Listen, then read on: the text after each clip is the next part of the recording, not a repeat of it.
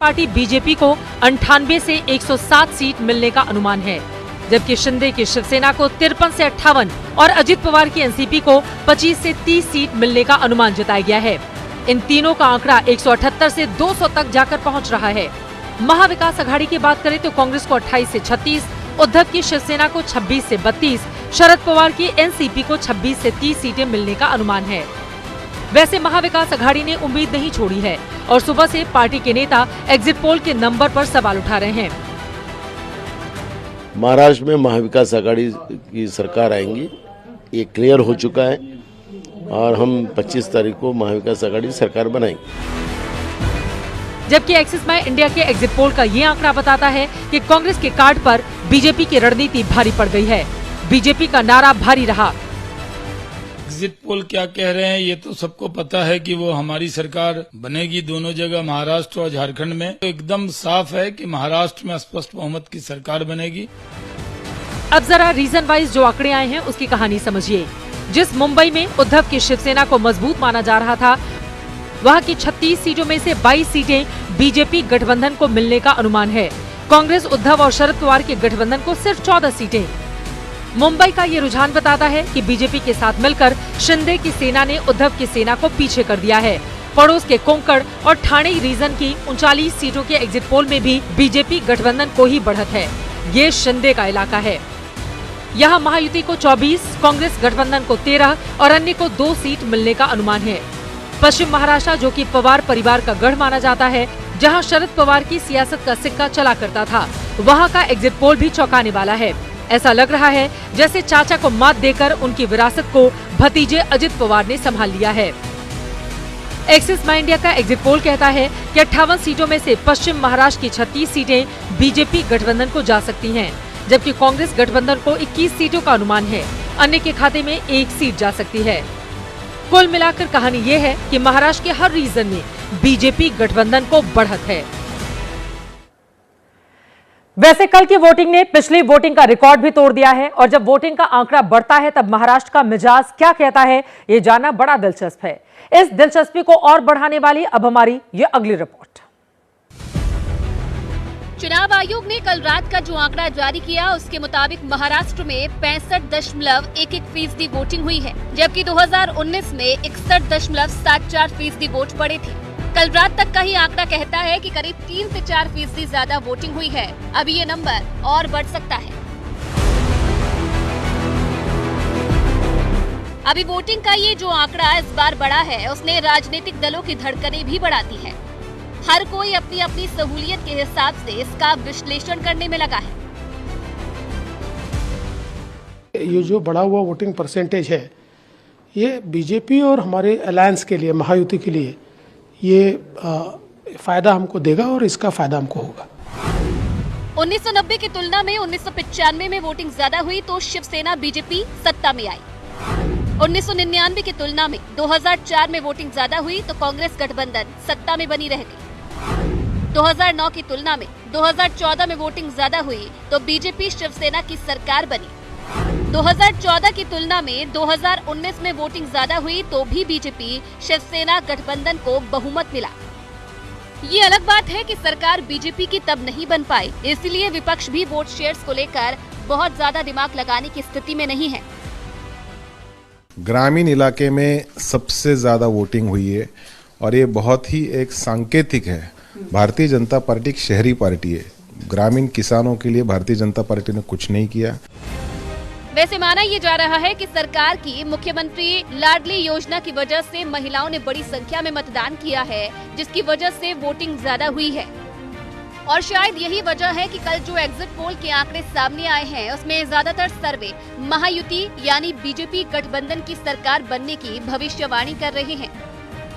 हालांकि दोनों तरफ से अपनी अपनी जीत के दावे किए जा रहे हैं। कि एग्जिट पोल कभी कभार एग्जैक्ट पोल नहीं रहता है, हमने लोकसभा में देखा, हरियाणा के इलेक्शन में। लेकिन मैं आपको विश्वास से कह सकती हूँ कि महायुति की सरकार बनने जा रही है। लोकतंत्र में जो मतदान होता है वो सीक्रेट होता है। लोग अपनी बात हमेशा खुलकर नहीं कहते। महाराष्ट्र में इस बार यही हुआ है।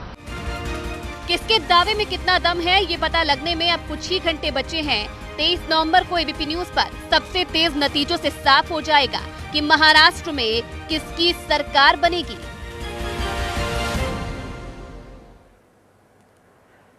माना यह जा रहा है कि महिलाओं ने बड़ी संख्या में बीजेपी गठबंधन के पक्ष में वोटिंग की है। एक्सिस माई इंडिया का जो एग्जिट पोल आया है उसके मुताबिक 50% महिलाओं ने बीजेपी गठबंधन के पक्ष में वोट दिया है। 36% महिलाओं के वोट कांग्रेस गठबंधन को मिलने का अनुमान है, जबकि 14% महिलाओं ने अन्य को चुना है। अब ये जो एग्जिट पोल के आंकड़े सामने आए हैं उसके बाद मुख्यमंत्री पद को लेकर भी हलचल तेज हो गई है। डिप्टी सीएम देवेंद्र फडणवीस ने कल नागपुर में शाम को जब एग्जिट पोल के आंकड़ों में महायुति को बढ़त दिखी, उसके बाद आरएसएस मुख्यालय वो पहुंच गए। सूत्रों के मुताबिक फडणवीस जिस वक्त नागपुर में आरएसएस के दफ्तर पहुंचे, वहां संघ प्रमुख मोहन भागवत और भैया जी जोशी मौजूद थे। फडणवीस करीब 15 से 20 मिनट तक संघ के मुख्यालय में रहे। डिप्टी सीएम देवेंद्र फडणवीस महाराष्ट्र में सीएम के सबसे प्रबल दावेदार माने जा रहे हैं। विधानसभा चुनाव प्रचार के दौरान उन्होंने पार्टी की ओर से सबसे ज्यादा रैलियां और चुनाव में प्रचार से एजेंडा भी सेट किया। चुनाव प्रचार के दौरान एक रैली में गृह मंत्री अमित शाह ने फडणवीस के सीएम बनने के संकेत भी दिए थे। पूरे महाराष्ट्र का दौरा किया हूं, जहां जहां गया, विदर्भ गया, मुंबई गया, कोंकण गया, कोल्हापुर गया, उत्तर महाराष्ट्र जलगांव गया, जहां गया वहां एक ही बात है, महायुति की सरकार बनानी है, देवेंद्र भाई को विजयी बनाना है। अब जब एग्जिट पोल के आंकड़ों में बीजेपी को सबसे बड़ी पार्टी बनने का अनुमान जताया जा रहा है, तो फडणवीस ने फील्डिंग तेज कर दी है। वैसे देवेंद्र फडणवीस के अलावा भी कई नेता हैं जो सीएम की रेस में माने जा रहे हैं। उधर महाविकास अघाड़ी में भी लगातार बैठकों का दौर जारी है। अब किसकी किस्मत का ताला खुलता है, उसके लिए कल रात तक का इंतजार करना होगा। 23 तारीख को जब आएंगे नतीजे तो सबसे तेज आंकड़े आप तक पहुंचाएंगे हम। आगे बढ़ते हुए महाराष्ट्र में चुनावी नतीजों का इंतजार है, लेकिन दिल्ली में उसके पहले ही चुनावी बिगुल बज चुका है। यह बिगुल चुनाव आयोग की ओर से नहीं बल्कि आम आदमी पार्टी की ओर से बजाया गया है। 10 साल सत्ता में रहने के बाद आम आदमी पार्टी वापसी के लिए बीजेपी और कांग्रेस पर दांव खेल रही है। कैसे?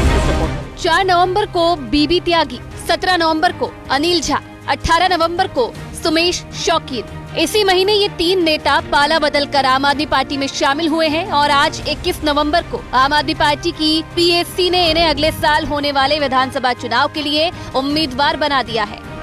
आम आदमी पार्टी की पॉलिटिकल अफेयर कमेटी पीएससी की बैठक हुई,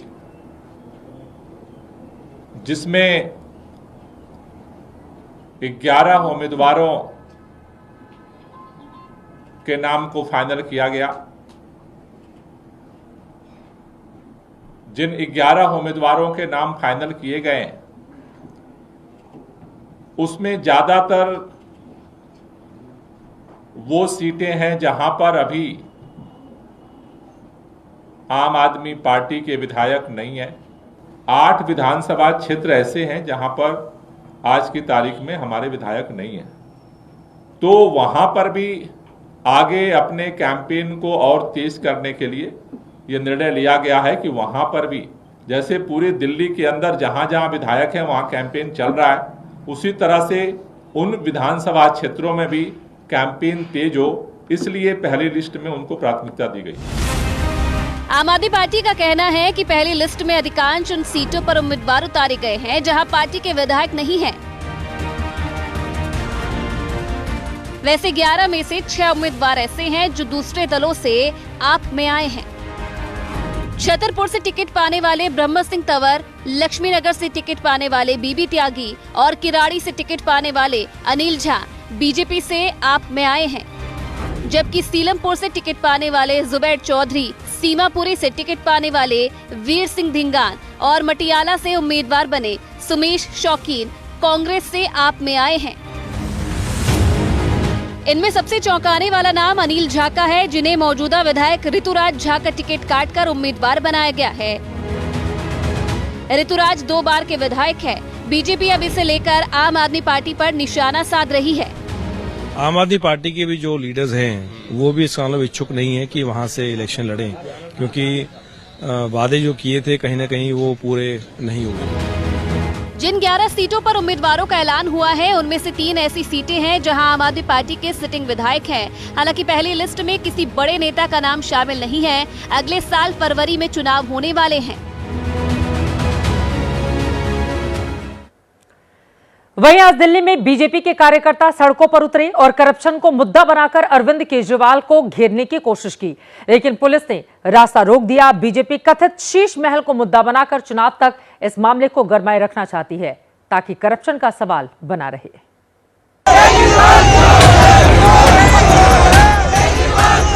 केजरीवाल जवाब दो, शीश महल का हिसाब दो।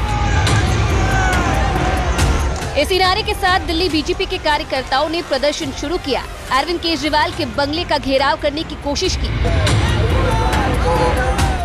दिल्ली बीजेपी के तमाम बड़े नेता कार्यकर्ताओं की फौज के साथ केजरीवाल के घर की तरफ बढ़े, लेकिन सुरक्षा के पुख्ता इंतजाम थे, लिहाजा रास्ते में मौजूद सुरक्षा कर्मियों ने जुलूस को रोक दिया। प्रदर्शनकारी बैरिकेड पर चढ़कर नारेबाजी करने लगे। पुलिस ने बड़े नेताओं सहित कार्यकर्ताओं को हिरासत में ले लिया। अगर शीश महल राजमहल के निर्माण को जोड़ दें तो ये 500 करोड़ का घोटाला है जो अरविंद केजरीवाल ने किया। पैसा आया कहां से? विदेशी आतंकवादी संगठनों से आया, शराब की दलाली से आया, जल बोर्ड के घोटाले से आया। दिल्ली की सड़कों पर दोपहर को ये सियासी हंगामा हुआ। शीश महल का मुद्दा इसीलिए गरमाया है क्योंकि दिल्ली में 2.5 महीने बाद विधानसभा के चुनाव होने हैं। आज के प्रदर्शन में दिल्ली बीजेपी के सांसदों के साथ ही आम आदमी पार्टी छोड़कर इसी हफ्ते बीजेपी में शामिल होने वाले कैलाश गहलोत भी शामिल हुए।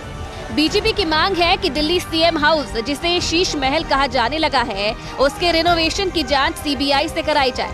बीजेपी का आरोप है कि सीएम हाउस के रिनोवेशन में 179 करोड़ का घोटाला हुआ है।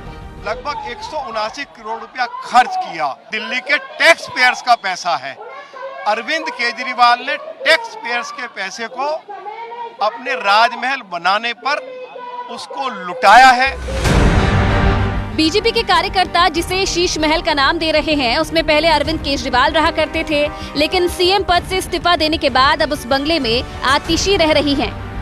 बीजेपी सीएम के बंगले को शीश महल इसीलिए कहती है क्योंकि आरोप है कि इसमें लाखों की टीवी, फ्रिज सहित आधुनिक सुख सुविधाएं वाली चीजें लगी हुई थी। 2 दिन पहले एक वीडियो जारी करके बीजेपी ने कीमती चीजों के गायब होने का भी आरोप लगाया।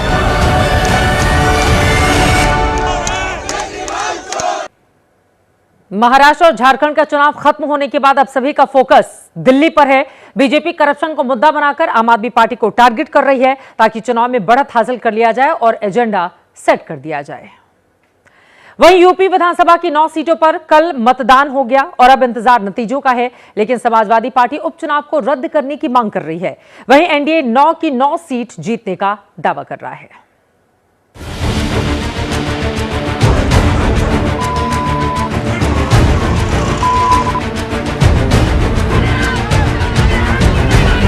अखिलेश यादव सिर्फ नैतिक जीत की बात कर रहे हैं। उन्होंने वोट को लूटा, दबाव बनाया।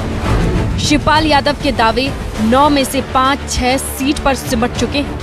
5-6 सीटें जरूर जीते। और राम गोपाल यादव उपचुनाव को ही रद्द करने की मांग कर रहे हैं। उपचुनाव से पहले आत्मविश्वास से भरी समाजवादी पार्टी मतदान के बाद बैकफुट पर नजर आ रही है। आरोप लगा रही है कि बीजेपी ने प्रशासन की मदद से उपचुनाव हाईजैक कर लिया और अपने दावों में एसपी उपचुनाव के दौरान आई हिंसा की तस्वीरें पेश कर रही है। समाजवादी पार्टी ने गड़बड़ी के आरोप सभी 9 सीटों पर लगाए हैं, लेकिन 4 सीटों को खासकर हाईलाइट कर रही है, जिसमें मीरापुर, कुंदरकी, सीसामऊ और कटहरी शामिल है। समाजवादी पार्टी के थिंक टैंक राम गोपाल यादव ने आज एक्स पर पोस्ट करते हुए लिखा, मीरापुर कुंदरकी सीसामऊ सीट पर मुस्लिम मतदाताओं को बंदूक की नोक पर मत डालने से रोका गया। ये चुनाव रद्द हो, दोबारा चुनाव अर्धसैनिक बलों की देखरेख में होना चाहिए। चाचा के इन्हीं आरोपों को कैमरे पर दोहराया। हालांकि उन्होंने चुनाव रद्द करने की मांग नहीं की। भारतीय जनता पार्टी को घबराहट थी, 9 में 9 सीटें हार रही थी और उसी का परिणाम ये है कि उन्होंने वोट को लूटा, दबाव बनाया, प्रशासन लगा दिया। समाजवादी पार्टी मीरापुर की तस्वीरें दिखा रही है तो बीजेपी की तरफ से करहल का मामला उछाला जा रहा है, जहां कल मतदान के दौरान दलित युवती की हत्या हुई। मृतक युवती के परिजनों ने मौत की वजह बीजेपी को वोट देना बताया। आरोप लगाए आरोपी समाजवादी पार्टी के शीर्ष नेतृत्व का करीबी है। समाजवादी पार्टी के बड़े नेता शिवपाल यादव, अखिलेश यादव जैसे लोग लगातार बयानबाजी करके उनको कवर फायर देने का काम करते हैं। समाजवादी पार्टी का दलित विरोधी चेहरा एक बार फिर से जनता के सामने है। यूपी में 9 सीट बीजेपी और एसपी के लिए प्रतिष्ठा का विषय बनी हुई है। 2 दिन बाद नतीजों में तस्वीर साफ हो जाएगी, लेकिन फिलहाल दोनों तरफ वार पलटवार का संग्राम जारी है। आई हो तो इसको लाइक कीजिए और अगर आप हमारे कायनात अपडेट यूट्यूब चैनल पर नए हैं तो बराए मेहरबानी हमारे चैनल को सब्सक्राइब कीजिए और अपनी राय जाते जाते जरूर कमेंट्स बॉक्स में दीजिए।